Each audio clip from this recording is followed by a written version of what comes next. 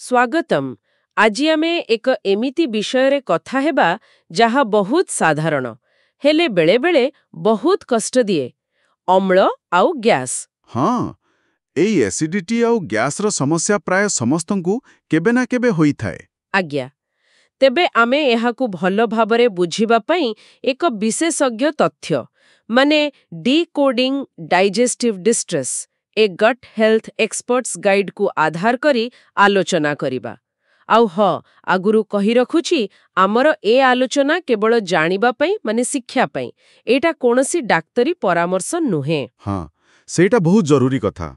କୌଣସି ବି ସ୍ୱାସ୍ଥ୍ୟ ସମସ୍ୟା ପାଇଁ ବା ଚିକିତ୍ସା ଆରମ୍ଭ କରିବା ଆଗରୁ ଡାକ୍ତରଙ୍କ ପରାମର୍ଶ ନିଶ୍ଚୟ ନିଅନ୍ତୁ। ନିଶ୍ଚୟ। ତେବେ ଏହି ଗୁରୁତ୍ୱପୂର୍ଣ୍ଣ କଥାବାର୍ତ୍ତାକୁ ପୁରା ଶୁଣିଲେ ଆପଣଙ୍କୁ ଭଲ ଭାବେ ବୁଝିବାରେ ସାହାଯ୍ୟ ମିଳିବ। ଆଉ ଏମିତି ବିଷୟ ପାଇଁ ଆମ ଚ୍ୟାନେଲକୁ ସବସ୍କ୍ରାଇବ୍ କରିବାକୁ ଭୁଲିବେନି। ଠିକ୍ ଅଛି, ତେବେ ଚାଲନ୍ତୁ ଆରମ୍ଭ କରିବା। ପ୍ରଥମେ ଏସିଡିଟି। ଏ ଯୋଉ ଛାତି ପୋଡ଼ା ହୁଏ ବା ଗଳା ପୋଡ଼ା ଲାଗେ, ଏଇଟା ପ୍ରକୃତରେ କ'ଣ? ଦେଖନ୍ତୁ, ଆମ ପାକସ୍ଥଳୀରେ ଖାଦ୍ୟ ହଜମ ପାଇଁ ବହୁତ ଶକ୍ତିଶାଳୀ ଏସିଡ୍ ଥାଏ, ହାଇଡ୍ରୋକ୍ଲୋରିକ୍ ଏସିଡ୍। ହଁ। ଯେତେବେଳେ ସେଇ ଏସିଡ୍ କୌଣସି କାରଣରୁ ପାକସ୍ଥଳୀରୁ ଉପରକୁ ମାନେ ଆମ ଖାଦ୍ୟନଳୀ ଭିତରକୁ ଫେରିଆସେ, ସେତେବେଳେ ଏଇ ଜଳାପୋଡ଼ା ଅନୁଭବ ହୁଏ। ଆଚ୍ଛା, କିନ୍ତୁ ଏସିଡ୍ ତ ପେଟରେ ରହିବା କଥା, ଉପରକୁ କାହିଁକି ଆସେ? ଏଠି ଗୋଟେ ଜିନିଷ ଅଛି। ଆମ ଖାଦ୍ୟନଳୀ ଶେଷରେ ଆଉ ପାକସ୍ଥଳୀ ଆରମ୍ଭରେ ଗୋଟେ ମାଂସପେଶୀର ଭଲ୍ଭ ବା କପାଟିକା ଭଳି ଥାଏ। ତାକୁ କହନ୍ତି ଲୋଅର ଇସୋଫେଜିଆଲ ସ୍ଫିଙ୍କ୍ଟର ବା ଏଲ୍ଇଏସ୍।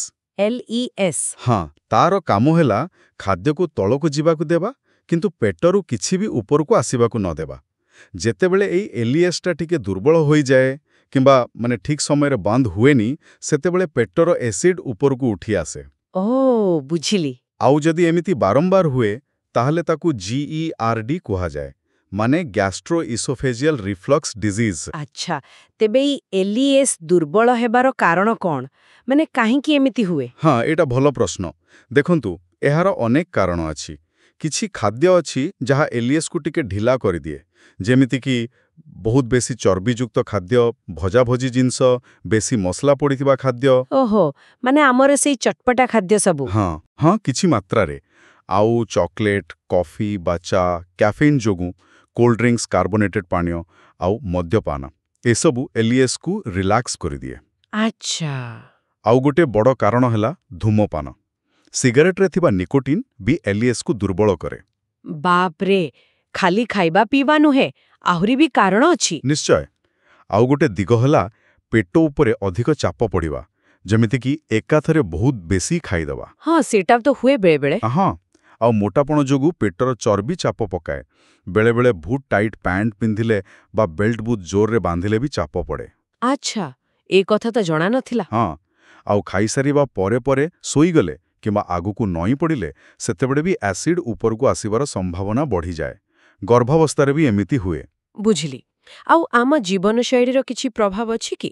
ଯେମିତି ଟେନସନ୍, କମ୍ ଶୋଇବା, ଏସବୁ? ନିଶ୍ଚୟ ଅଛି।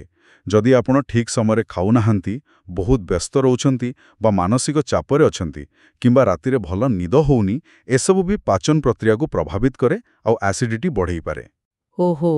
ମାନେ ଖାଲି ପେଟ ନୁହେଁ, ମନର ଅବସ୍ଥା ବି ଜଡ଼ିତ। ଏକଦମ। ଆଚ୍ଛା, ଏ ତ ଗଲା ଏସିଡିଟି କଥା। ଏବେ ଟିକେ ଗ୍ୟାସ୍ ବିଷୟରେ କଥା ହେବା। ଯେମିତି ପେଟ ଭୁଲିଲା ଭଳି ଲାଗିବା, ବାରମ୍ବାର ଡକାର ଆସିବା କିମ୍ବା ପେଟରେ ଗଡ଼ଗଡ଼ ହବା, ଏ ଗ୍ୟାସ୍ ଆସେ କୋଉଠୁ? ହଁ, ଗ୍ୟାସ୍ର ମୁଖ୍ୟତଃ ଦୁଇଟା ସୋର୍ସ ବା ଉତ୍ସ ଅଛି। ଗୋଟିଏ ହେଲା ଆମେ ନିଜେ ବାୟୁ ଗିଳିବା, ତାକୁ କୁହାଯାଏ ଏରୋଫେଜିଆ। ବାୟୁ ଗିଳିବା? ସେଟା କେମିତି? ଯେତେବେଳେ ଆମେ ବହୁତ ଜଲ୍ଦି ଖାଉ କି ପିଉ କିମ୍ବା ଚୁଇଙ୍ଗମ୍ ଚବାଉ ବା ଷ୍ଟ୍ର ବ୍ୟବହାର କରି ପିଉ, ସେତେବେଳେ ଖାଦ୍ୟ ବା ପାଣି ସାଙ୍ଗରେ କିଛି ବାୟୁ ବି ପେଟ ଭିତରକୁ ଚାଲିଯାଏ। ଆଚ୍ଛା। ଏଇ ବାୟୁଟା ସାଧାରଣତଃ ଡକାର ଆକାରରେ ପୁଣି ବାହାରି ଆସେ। ଓକେ, ଆଉ ଦ୍ୱିତୀୟ ଉତ୍ସ? ଦ୍ୱିତୀୟ ଉତ୍ସଟା ହେଲା ଆମ ବୃହଦନ୍ତ୍ର ମାନେ ଲାର୍ଜ ଇଣ୍ଟେଷ୍ଟାଇନ୍ ଭିତରେ। ସେଠି କୋଟି କୋଟି ବ୍ୟାକ୍ଟେରିଆ ଅଛନ୍ତି। ଯେଉଁ ଖାଦ୍ୟ, ବିଶେଷ କରି କିଛି କାର୍ବୋହାଇଡ୍ରେଟ୍ ଆମ ପାଚନତନ୍ତ୍ରରେ ପୁରା ହଜମ ହୋଇପାରେନି, ସେଗୁଡ଼ିକ ଯାଇ ବୃହଦନ୍ତ୍ରରେ ପହଞ୍ଚେ। ହଁ। ସେଠି ଥିବା ବ୍ୟାକ୍ଟେରିଆ ଆସି ଅପାଚିତ ଖାଦ୍ୟକୁ ଭାଙ୍ଗନ୍ତି। ଏହି ପ୍ରକ୍ରିୟାକୁ କୁହନ୍ତି କିଣ୍ୱନ ବା ଫର୍ମେଣ୍ଟେସନ୍। ଆଉ ଏହି ଫର୍ମେଣ୍ଟେସନ୍ ବେଳେ ଗ୍ୟାସ୍ ତିଆରି ହୁଏ। ଏଇଟା ହେଉଛି ପେଟ ଫାମ୍ପିବା ବା ଗ୍ୟାସ୍ ପାସ୍ ହେବାର ମୁଖ୍ୟ କାରଣ।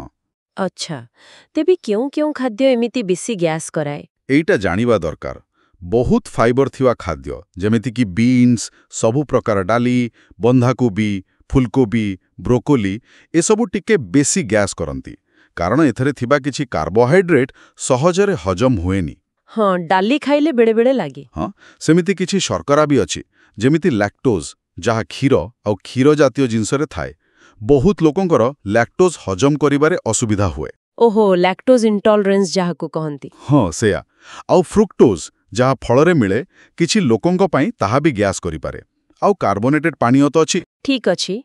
ଏହା ଛଡ଼ା ଆଉ କିଛି କାରଣ ଅଛି କି ଗ୍ୟାସ୍ ପାଇଁ? ହଁ, କିଛି ଅନ୍ତର୍ନିହିତ ସ୍ୱାସ୍ଥ୍ୟ ସମସ୍ୟା ବି ଥାଇପାରେ ଯେମିତିକି ଲାକ୍ଟୋଜ୍ ବା ଗ୍ଲୁଟେନ୍ ଅସହିଷ୍ଣୁତା କିମ୍ବା ପେଟରେ ଭଲ ଆଉ ଖରାପ ବ୍ୟାକ୍ଟେରିଆର ସନ୍ତୁଳନ ବିଗିଡ଼ିଯିବା, ଯାହାକୁ ଡିସବାୟୋସିସ୍ କୁହାଯାଏ। ଆହୁରି ବି କିଛି ପାଚନ ସମ୍ବନ୍ଧୀୟ ରୋଗ ଅଛି ଯେମିତି IBS, ଇରିଟେବଲ୍ ବାଉଲ୍ ସିଣ୍ଡ୍ରୋମ୍ କିମ୍ବା SIBO, ସ୍ମଲ୍ ଇଣ୍ଟେଷ୍ଟାଇନାଲ୍ ବ୍ୟାକ୍ଟେରିଆଲ୍ ଓଭରଗ୍ରୋଥ୍। ଏସବୁ ବି ଗ୍ୟାସ୍ର କାରଣ ହୋଇପାରେ। ବା, ଏତେ ସବୁ କଥା ଅଛି। ତେବେ ଏତେ ଯୋଉ ଆମେ କାରଣ ଜାଣିଲେ ଏସିଡିଟି ଆଉ ଗ୍ୟାସ୍ର, ଏହାର ସମାଧାନ କ'ଣ? ଏଥିରୁ କେମିତି ମୁକ୍ତି ମିଳିବ? ହଁ, ସମାଧାନ ପାଇଁ ଗୋଟେ ସାମଗ୍ରିକ ଆଭିମୁଖ୍ୟ ଦରକାର। ମାନେ ଖାଲି ଗୋଟେ ଜିନିଷ ବଦଳିଲେ ହବନି। ପ୍ରଥମ ଆଉ ସବୁଠୁ ଗୁରୁତ୍ୱପୂର୍ଣ୍ଣ ହେଲା ଖାଦ୍ୟ ଆଉ ଖାଇବା ଅଭ୍ୟାସରେ ପରିବର୍ତ୍ତନ। କେମିତି? କ'ଣ କରିବାକୁ ହବ? ଦେଖନ୍ତୁ, ଏକାଥରେ ବହୁତ ବେଶୀ ନ ଖାଇ ଦିନକୁ 5-6 ଥର ଅଳ୍ପ ଅଳ୍ପ କରି ଖାଆନ୍ତୁ।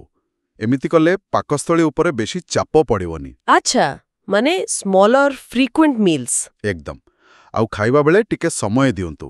ଧୀରେ ଧୀରେ ଭଲକି ଚୋବେଇକି ଖାଆନ୍ତୁ। ଏମିତିରେ ହଜମ ଭଲ ହବ ଆଉ ବାୟୁ ବି କମ୍ ଗିଳିବେ। ହଁ, ସେଇଟା ତ ଆମେ ସବୁବେଳେ ଶୁଣୁ, କିନ୍ତୁ କରୁ କମ୍। ସତ କଥା।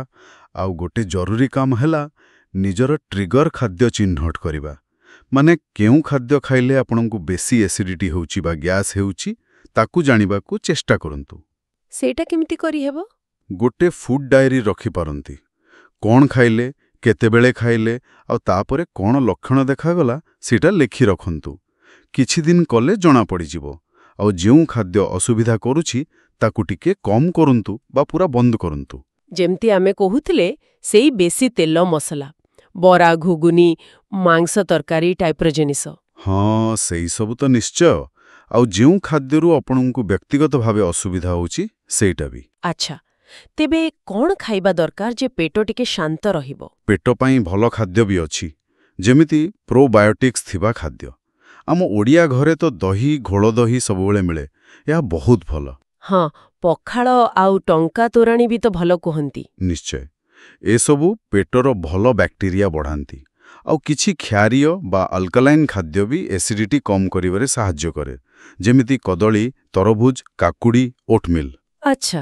ଆଉ ରନ୍ଧା ବି ସରଳ ହେଲେ ଭଲ, ଯେମିତି ଆମର ଡାଲମା, ସନ୍ତୁଳା, ଲାଉ ତରକାରୀ ଏସବୁ ସହଜରେ ହଜମ ହୁଏ। ହଁ, ଠିକ୍ କହିଲେ। ଆଉ ପାଣି ପିଇବା? ପାଣି ପର୍ଯ୍ୟାପ୍ତ ପିଇବା ବହୁତ ଜରୁରୀ। ଦିନସାରା ପିଅନ୍ତୁ, ହେଲେ ଖାଇବା ସମୟରେ ଏକାଥରେ ବହୁତ ପାଣି ପିଇଲେ ପାକସ୍ଥଳୀର ଏସିଡ୍ ଟିକେ ପତଳା ହୋଇଯାଏ, ଯାହା ହଜମରେ ବାଧା ଦେଇପାରେ। ତେଣୁ ଖାଇବାର କିଛି ସମୟ ଆଗରୁ ବା ପରେ ପିଇବା ଭଲ। ବୁଝିଲି। ଏ ତ ଗଲା ଖାଇବା କଥା। ଜୀବନଶୈଳୀରେ କ'ଣ ବଦଳାଇବା ଦରକାର? ହଁ, ଜୀବନଶୈଳୀର ପରିବର୍ତ୍ତନ ବି ବହୁତ ମହତ୍ତ୍ୱପୂର୍ଣ୍ଣ। ପ୍ରଥମ କଥା, ଖାଇସାରିବା ପରେ ପରେ ଶୋଇବାକୁ ଯାଆନ୍ତୁ ନାହିଁ। ଅନ୍ତତଃପକ୍ଷେ 2-3 ଘଣ୍ଟା ବ୍ୟବଧାନ ରଖନ୍ତୁ।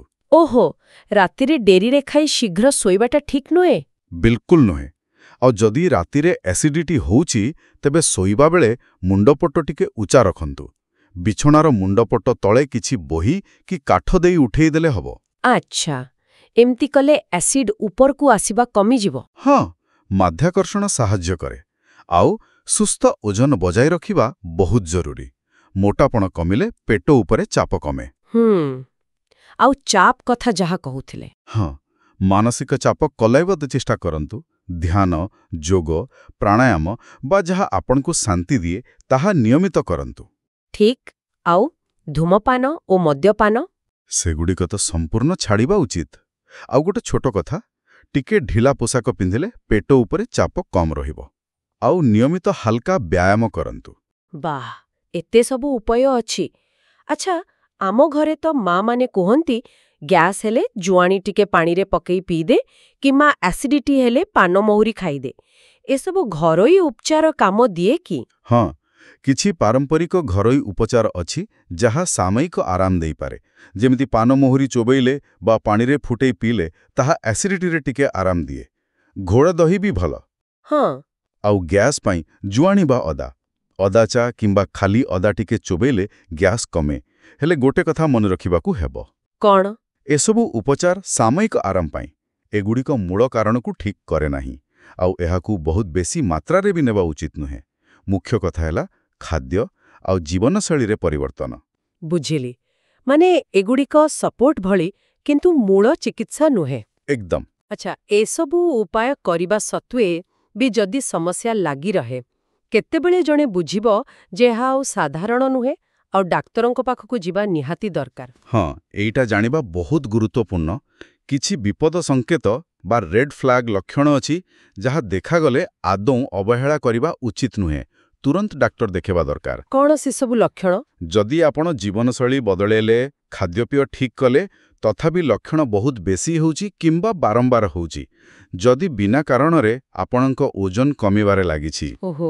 ଯଦି ଖାଦ୍ୟ ଗିଳିବା ବେଳେ କଷ୍ଟ ହେଉଛି ବା ଯନ୍ତ୍ରଣା ହେଉଛି, ଯଦି ବାରମ୍ବାର ବାନ୍ତି ହେଉଛି, ଆଉ ବିଶେଷ କରି ଯଦି ବାନ୍ତିରେ ରକ୍ତ ପଡ଼ୁଛି କିମ୍ବା ବାନ୍ତିଟା କଫି ଗୁଣ୍ଡ ଭଳି କଳା ଦେଖାଯାଉଛି, ଆଚ୍ଛା। ସେମିତି ଯଦି ଝାଡ଼ା କଳା ପଡ଼ିଯାଉଛି ପିଚୁ ଭଳି କିମ୍ବା ଝାଡ଼ାରେ ରକ୍ତ ପଡ଼ୁଛି, ଯଦି ବହୁତ ଦିନ ଧରି ଆପଣଙ୍କ ସ୍ୱର ବସି ରହୁଛି କିମ୍ବା ଗଳା ଖରାପ ଲାଗୁଛି। ଆଉ ଗୋଟେ ବହୁତ ଗୁରୁତ୍ୱପୂର୍ଣ୍ଣ କଥା, ଯଦି ଛାତିରେ ଯନ୍ତ୍ରଣା ହେଉଛି କିମ୍ବା ଚାପି ହେଲା ଭଳି ଲାଗୁଛି, କାରଣ ଏସିଡିଟି ବେଳେ ବି ଛାତି ପଡ଼େ, କିନ୍ତୁ ଏହା ହୃଦ୍ଘାତର ଲକ୍ଷଣ ବି ହୋଇପାରେ। ତେଣୁ ଏମିତି ହେଲେ ତୁରନ୍ତ ଡାକ୍ତରୀ ସାହାଯ୍ୟ ନେବା ଦରକାର। ବାପରେ, ଏସବୁ ଲକ୍ଷଣକୁ ଆଦୌ ହାଲକା ଭାବେ ନେବା କଥା ନୁହେଁ। ବିଲକୁଲ ନୁହେଁ। ତେବେ ସାରାଂଶରେ କହିବାକୁ ଗଲେ ଆମ ପାଚନ ସ୍ୱାସ୍ଥ୍ୟଟା ଆମେ କ'ଣ ଖାଉଛୁ, କେମିତି ଜୀବନ ବିତାଉଛୁ, ଏଭଳିକି ଆମେ କ'ଣ ଭାବୁଛୁ ବା ଅନୁଭବ କରୁଛୁ, ସେସବୁର ଏକ ପ୍ରତିଫଳନ। ହଁ, ଠିକ୍ କହିଲେ। କାରଣଗୁଡ଼ିକୁ ଭଲ ଭାବରେ ବୁଝିପାରିଲେ ଆମ ପାଖରେ ପରିବର୍ତ୍ତନ ଆଣିବାର ଶକ୍ତି ଆସେ। ଶେଷରେ ଗୋଟିଏ କଥା ସମସ୍ତଙ୍କୁ ଚିନ୍ତା କରିବା ପାଇଁ ଛାଡ଼ିଯାଉଛି। ଆମେ ଆମର ମାନସିକ ଅବସ୍ଥା, ଆମର ଚାପ, ଆମର ଭାବନା, ଏସବୁ ଆମ ପେଟ ଉପରେ କେତେ ସିଧାସଳଖ ପ୍ରଭାବ ପକାଉଛି ତାହା କେବେ ଭାବିଛନ୍ତି କି? ହଁ, ଏଇ ମାଇଣ୍ଡ ଗଟ୍ କନେକ୍ସନ କଥାଟା ବହୁତ ଗଭୀର। ହଁ, ତେବେ ଆମ ପେଟ ଯେତେବେଳେ ଏସିଡିଟି ବା ଗ୍ୟାସ୍ର ଲକ୍ଷଣ ଦେଖାଉଛି, ସେ କେବଳ ଶାରୀରିକ ଅସୁବିଧା କହୁନି, ବୋଧହୁଏ ଆଉ କିଛି କହିବାକୁ ଚେଷ୍ଟା କରୁଛି। ତାକୁ ବୁଝିବା ବି ଜରୁରୀ। ବହୁତ ଭଲ କଥା କହିଲେ। ଆଶା କରୁଛୁ ଆଜିର ଆଲୋଚନା ଆମ ଶ୍ରୋତାମାନଙ୍କୁ କିଛି ନୂଆ ଦିଗ ଦେଇଥିବ। ଆପଣଙ୍କର ନିଜର ଅନୁଭୂତି କ'ଣ ଏ ବିଷୟରେ, କିମ୍ବା ଆଜି ଆମେ ଯାହା କହିଲୁ ସେଥିରୁ କିଛି ଆପଣାଇ ଦେଖିବେ କି, କମେଣ୍ଟ କରି ନିଶ୍ଚୟ ଜଣାନ୍ତୁ। ହଁ, ଆଉ ଯଦି ଏଥିରୁ କିଛି ଉପକାର ମିଳେ ତାହା ବି ଜଣାଇଲେ ଆମକୁ ଖୁସି ଲାଗିବ। ନିଶ୍ଚୟ।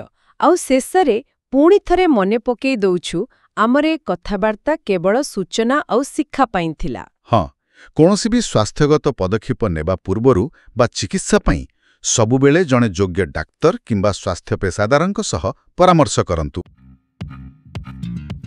ଆପଣ ଶୁଣୁଛନ୍ତି ରେଡିଓ ତୋଷାଳୀ, ଆମ ମାଟିର ସ୍ୱର।